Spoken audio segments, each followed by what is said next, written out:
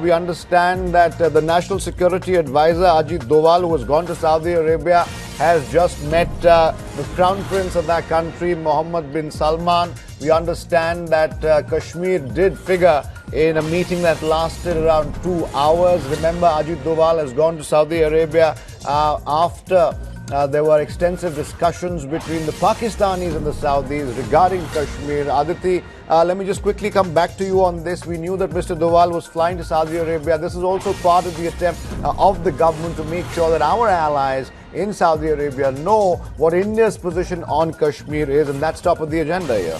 Well, this is very, very important that the National Security Advisor of India, Ajit Doval, while having a one-on-one meeting with the Saudi Crown Prince, also spoke about the decision that this union government here in India has taken as far as abrogation of Article 370 is concerned. Remember, this is also very crucial, Athar, after we have seen several meetings between Pakistan Prime Minister Imran Khan and the Saudi Crown Prince, where clearly there was an attempt to, in a way, sideline India. But now the National Security Advisor on behalf of India raising the issue of Jammu and Kashmir. What is very important is the understanding of Saudi in the matters of Jammu and Kashmir. They have also expressed the understanding of India's approach as far as the decision and the actions that are being currently undertaken in Jammu and Kashmir. So that's a big and that's a massive validation coming in for the government of India, now from the Saudi government, that they have also now in a way come out and supported the decision that has been taken by the Indian government vis-a-vis operations within Jammu and Kashmir, whether it is abrogation of Article 370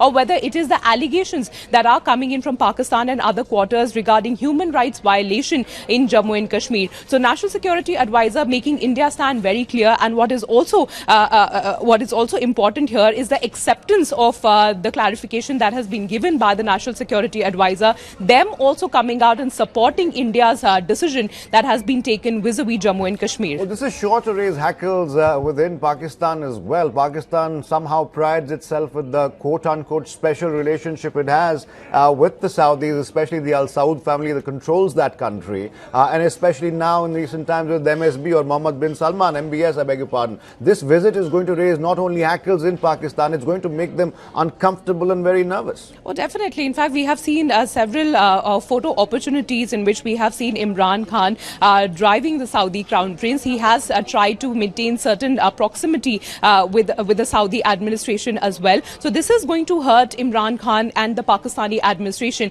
Imran Khan tried it with the United States of America. He tried it with the President of United States, Donald Trump. He made an attempt with Saudi Arabia also. But it also is being seen as a massive success for the Indian government. They had exposed Pakistan on the global platform in front of the United States of America, in the United Nations as well, and now in front of Saudi also. And the fact that Saudi Arabia has now decided to accept and they have acknowledged the attempt by the government of India via the National Security Advisor also is a big or a massive setback for Pakistan and for Pakistani Prime Minister Imran Khan. And it's a rather big boost for India as well, because right now India is aiming at ensuring that the relationships between the two countries could be better now. And that's why this visit of National Security Advisor Ajit Doval, where he landed yesterday and he had a 2-hour-long meeting with the Saudi Crown Prince, is going to be very crucial, Athar. A very important meeting there, and we are given to understand the Saudi Crown Prince expressed an understanding on India's position in Kashmir, and he's the man who calls the shots in that country now. Remember also,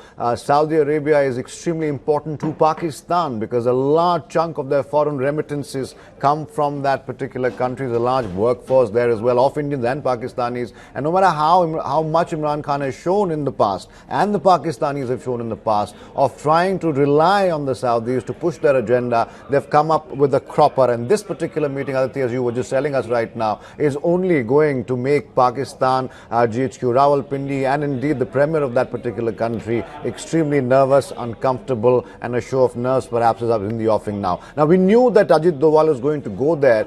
Did he go there, Aditi, with that one-point agenda as well? And before I come back to you, Aditi, I'm being told Maruf Raza also joining us right now, consulting editor for Times Now, on the phone line. Maruf, extremely important meeting. We are given to understand that Mohammed bin Salman has expressed understanding, quote-unquote, of India's position on Kashmir. This is not going to make the Pakistanis happy. This is going to raise a lot of hackles in Islamabad. It's great for India, though. Yes, you're right.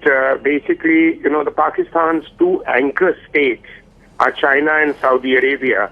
both in terms of financial support and in terms of the support that Pakistan hopes to garner in two large bodies, China at the UN Security Council, the Saudis in the OIC.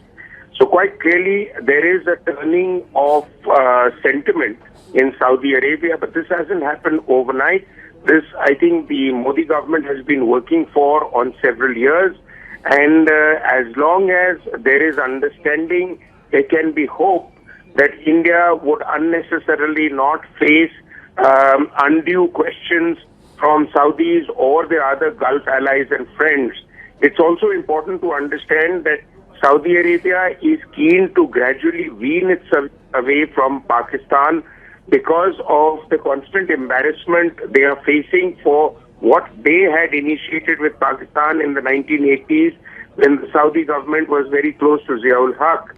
But having said that, let's not count too much into the Saudi decision to express understanding. The Saudis have always said to people like Mr. Doval, and even I've heard them say that while the Indians are our good friends, the Pakistanis are our brothers.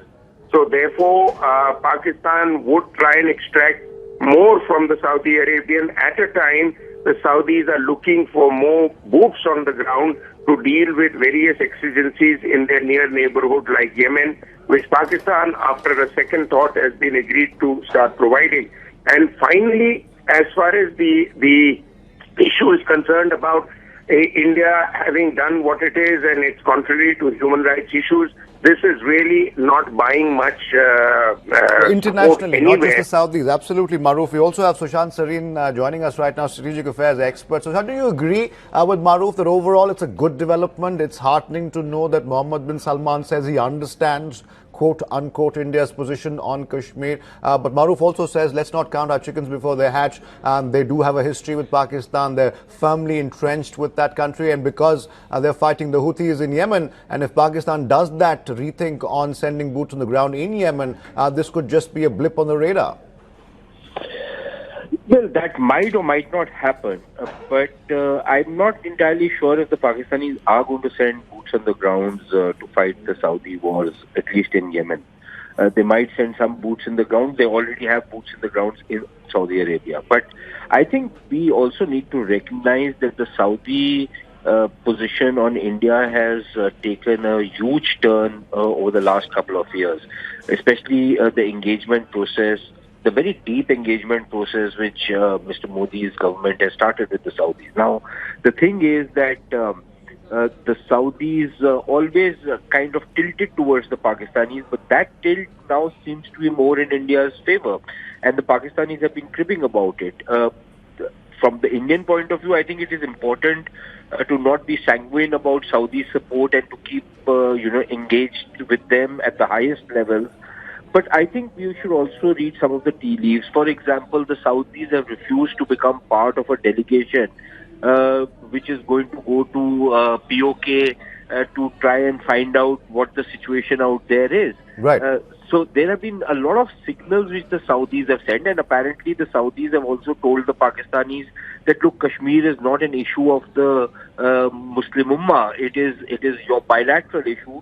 So don't try and link it up with the rest of the Ummah. Okay. Now, those are very important, signals which we need to appreciate. So, in other words, Sushant Sareen, every bit helps, including this one. And as you said right now, it's important to read the tea leaves of which way the Saudis might go. Thank you for joining us, Sushant Sareen, Maruf Raza, Aditi as well.